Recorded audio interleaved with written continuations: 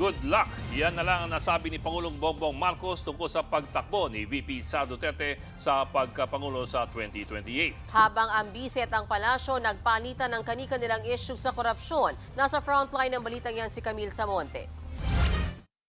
Ako si Sara Duterte. Tatakbo bilang Pangulo ng Pilipinas. Syukran.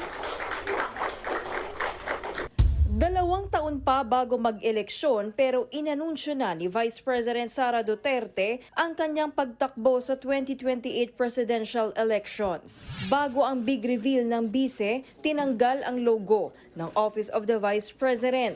Inalis din ang watawat ng OVP at tanging iniwan ang Philippine flag. Sa kanyang speech, nagsorry siya dahil naging instrumento pa raw siya para mahalal ang dating kayuni team na si Pangulong Bongbong Marcos Jr. Mga kababayan, humihingi ako ng paumanhin. Patawad kung tinulungan ko mahalal si BBM bilang Pangulo ng ating bansa. Inisa-isa ng bise ang mga anyay paghihirap ng mga Pilipino sa ilalim ng Marcos administration. Partikular ang baha, pagtaas ng presyo ng mga bilihin at anyay kakulangan sa maayos na healthcare system. Patawad kung hanggang ngayon ay marami pa ring Pilipino ang nalulunod sa baha nang dahil sa malawakang korupsyon. I cannot kneel before each and every Filipino to beg for forgiveness. Instead, I offer my life, my strength, and my future in the service of our nation.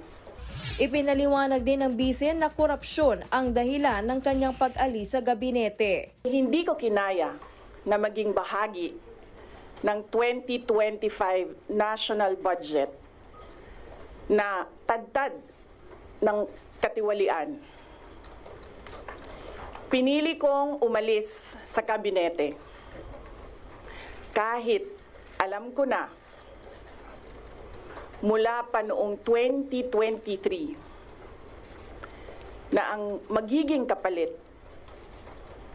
ay ang aking impeachment. Malaman naman ang sagot ng Malacanang sa pagtakbong Pangulo ni VP Sara. Kapag po kasi nagsasabi si Pangulo ng good luck, nakangiti naman siya eh. So, kung sarcastic to o hindi ko masasabi.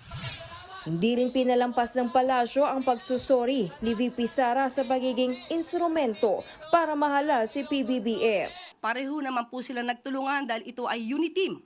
Kaya wag niya pong solohin ang credit kung nanalo man ang Pangulo.